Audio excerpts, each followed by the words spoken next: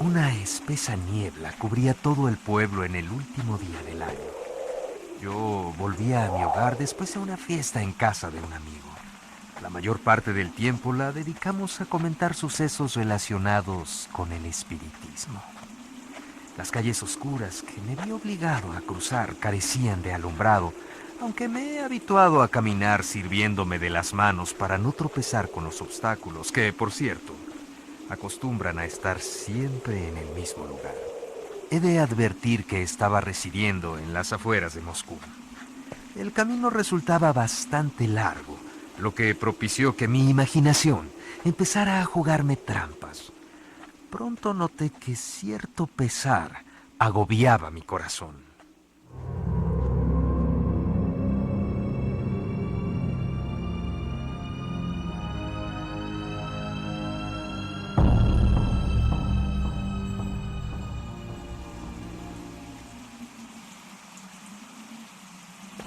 Tu vida agoniza.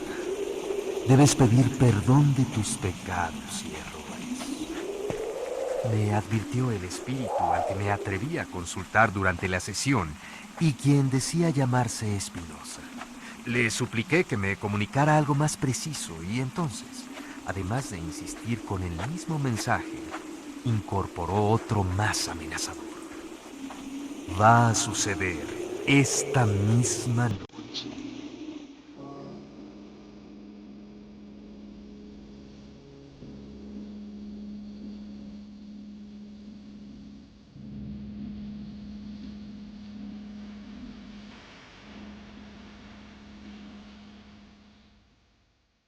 Yo nunca había creído en los espíritus. Sin embargo, debo reconocer que las ideas sobre la muerte y las apariciones, junto a toda la parafernalia que se monta a su alrededor, me dan escalofríos. ¿Acaso se deba a que me atemorizan? Reconozco que la muerte puede llegar a ser necesaria y sin que lo podamos evitar, es irremediable. No obstante, resulta un concepto que me deja demolido, como una piltrafa humana.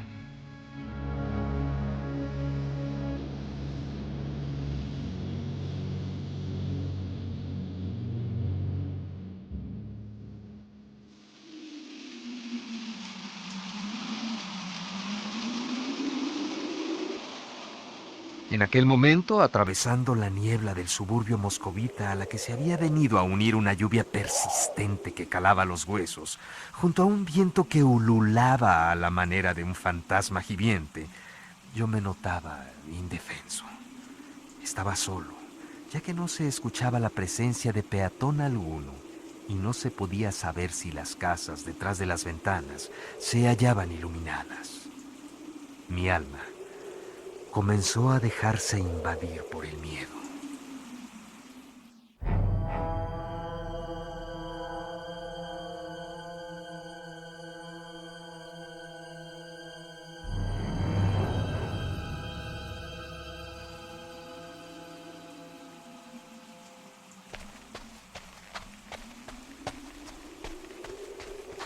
Cuando me tenía por un hombre ajeno a los prejuicios más convencionales de la sociedad, empecé a correr deprisa sin atreverme a mirar detrás mío. Presentía que si giraba la cabeza para comprobar lo que sucedía a mis espaldas, descubriría que me estaba persiguiendo un fantasma o cualquier otro espectro.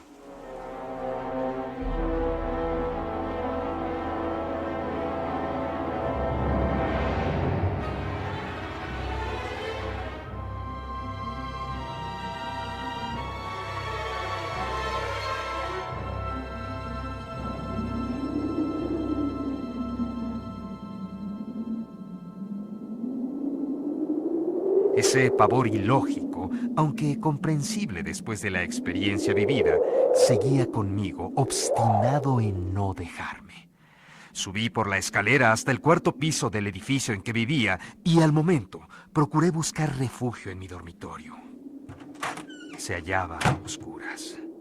El viento ululaba con más fuerza en la chimenea, igual que si se lamentara de que no le hubiese dejado entrar en la casa. Si debía aceptar las advertencias de Espinosa, me iba a morir aquella misma noche. Quizá lo que estaba escuchando era el fúnebre preámbulo sonoro de mi final. ¡Ah, ¡qué espanto!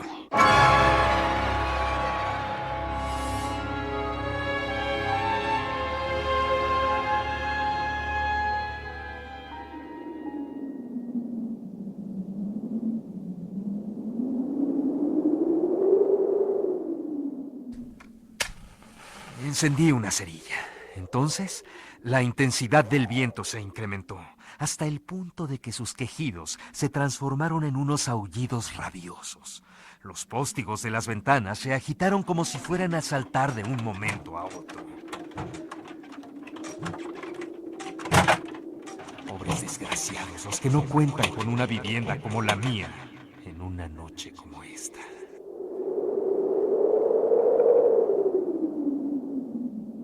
A partir de aquel momento, dejé de ser dueño de mis pensamientos. Es decir, no pude controlarlos de una forma coherente, ya que al momento de que la llamita de la cerilla me permitió ver lo que había en el dormitorio, algo pavoroso, increíble, apareció ante mis ojos.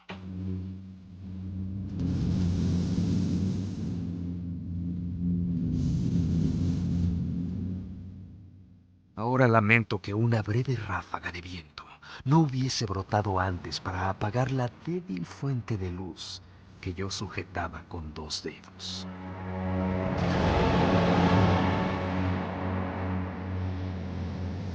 Aullé, di unos pasos hacia atrás dirigiéndome instintivamente hacia la puerta y preso de terror, de un arrebato de locura y desesperación, terminé por cerrar los ojos.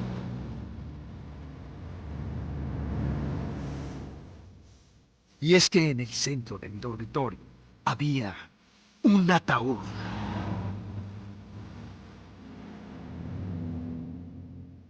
La llamita de la cerilla se consumió pocos segundos más tarde.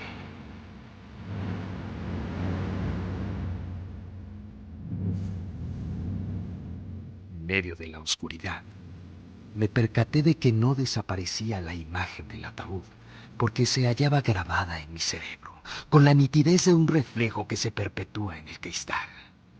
Sabía que estaba tapizado en rosa, que en la tapa abierta destacaba una cruz dorada y que sus asas y pies eran de bronce.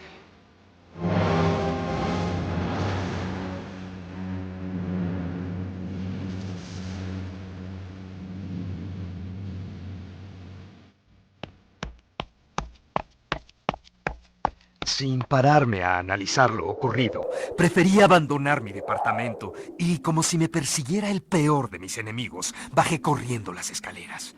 Todo estaba a oscuras. Todavía me resulta incomprensible cómo pude seguir avanzando sin romperme ningún hueso en una caída.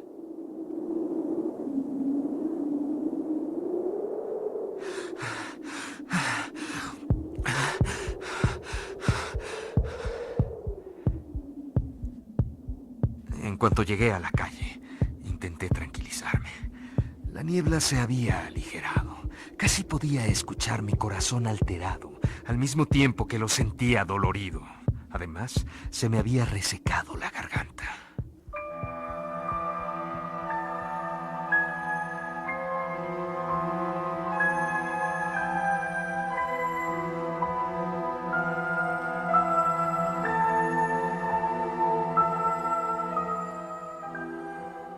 ¿Con qué diabólica intención se había dejado un ataúd en mi habitación? ¿Quién había decidido llevarlo a la humilde vivienda de un miserable empleado público? ¿Por qué no comprobé si estaba vacío o había un muerto en su interior? ¿Y quién podía ser el miserable que merecía como velatorio mi habitación? Si la respuesta a todas estas interrogantes no era un milagro, entonces se trataba de un homicidio.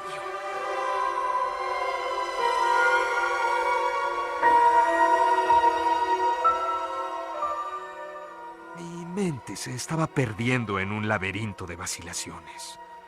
De pronto, recordé que yo siempre dejaba cerrada la puerta de mi casa, y el escondite de la llave solo la conocían mis amigos más íntimos. Sin embargo, ninguno de ellos sería capaz de introducir un ataúd en mi dormitorio.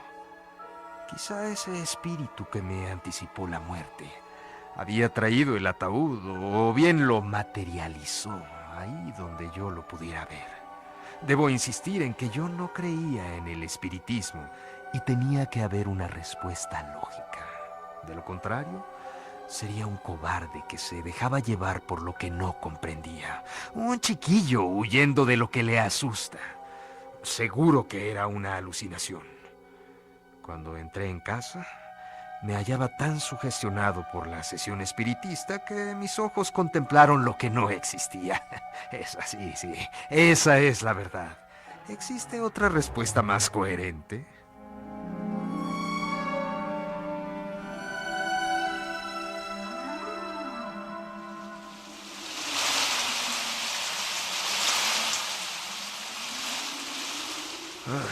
La lluvia me estaba empapando.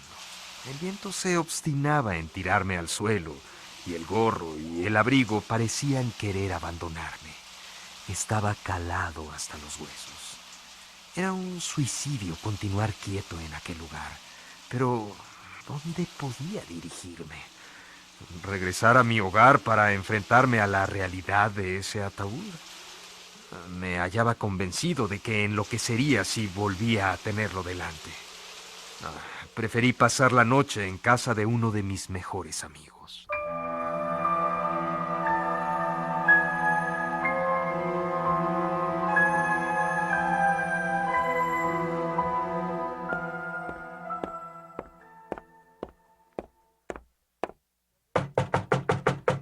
Llamé repetidamente a la puerta y cuando me convencí de la ausencia de mi amigo, busqué la llave donde sabía la encontraría.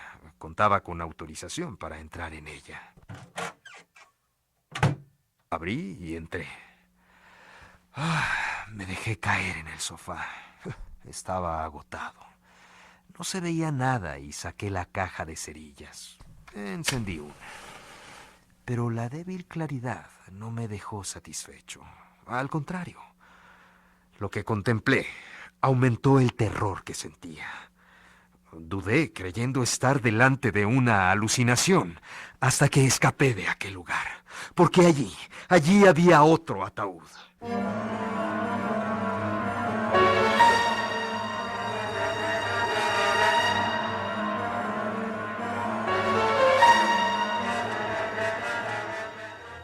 ¿Cómo había llegado ahí? No podía aceptar otra idea. En los dos casos, había sufrido una alucinación. Al parecer estaba sufriendo una enfermedad nerviosa desencadenada por la sesión de espiritismo y por las macabras advertencias de Spinoza.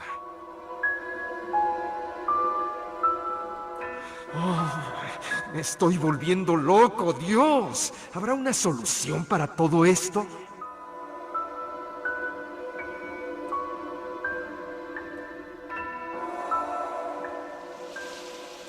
La cabeza no cesaba de darme vueltas. Sentía las piernas incapaces de sostenerme. Llovía con más intensidad. Había perdido el gorro y el abrigo. Los dejé en la casa de donde acababa de escapar. El pánico me paralizaba y mi cara se hallaba inundada de sudor. Me dominaba la locura y estaba a punto de coger una pulmonía. Por fortuna, me acordé que en aquella misma calle vivía un médico conocido que también había asistido a la sesión espiritista. Decidí ir a pedirle ayuda y consejo. Mis nervios aún debieron enfrentarse a un nuevo choque emocional.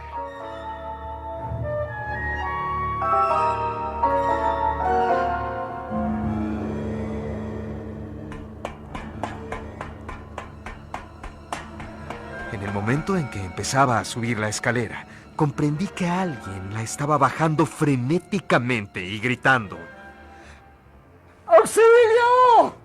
¡Auxilio! ¿Qué le ha ocurrido? ¿De qué huye usted?, le pregunté. Aquel infeliz se me quedó mirando, angustiado. Su rostro aparecía lívido y le costaba trabajo respirar.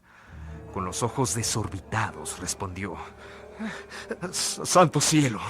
Su rostro no puede estar más pálido como el mío. ¿No forma parte de una alucinación? Y después de una pausa siguió. Amigo del alma, no sabe lo mucho que me alegra el tenerle junto a mí. Ha llegado en el momento más oportuno. Ahora sé que la sesión espiritista ha trastocado mis nervios. ¿Se imagina lo que he encontrado en mi dormitorio? ¡Un ataúd! ¡Un verdadero ataúd! Nunca me he tenido por un cobarde, sin embargo. Hasta el mismo Satanás se aterrorizaría si encontrara un ataúd en su dormitorio. Entrecortadamente y balbuceando, le conté mi propia experiencia, por lo que nos quedamos mudos sin poder comprender la realidad. Posteriormente nos pellizcamos para asegurarnos de que no soñábamos. Ambos sentimos el dolor. Sabíamos entonces que no formábamos parte de una pesadilla. Los ataúdes existían realmente. Realizamos conjeturas y entrecruzamos suposiciones. Al final, decidimos controlar nuestro pánico y entrar en su casa. Al entrar, encendimos una vela y nos encontramos ante un ataúd. Y con el pavor que nos propiciaba aquella visión, procedimos a comprobar si se encontraba vacío u ocupado por un cadáver.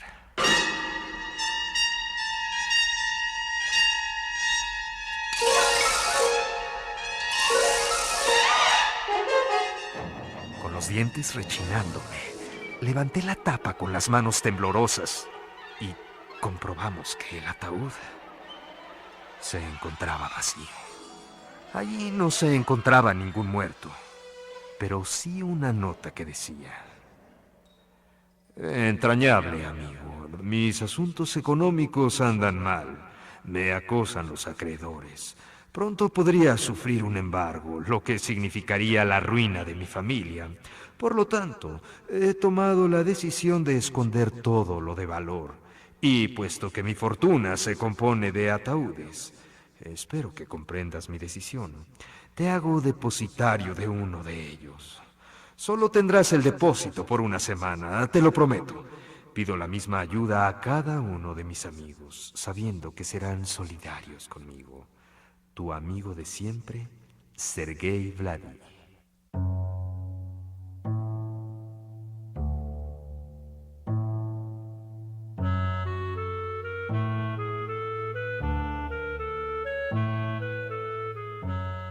Desde entonces, y a consecuencia del suceso, he estado enfermo de los nervios. Nuestro amigo, según supe, conservó toda su fortuna. Actualmente dirige una funeraria y construye mausoleos y panteones. Sin embargo, como he sabido que sus negocios marchan mal, todas las noches, en el momento en que entro a casa, temo encontrar junto a mi cama un ataúd o un cementerio entero.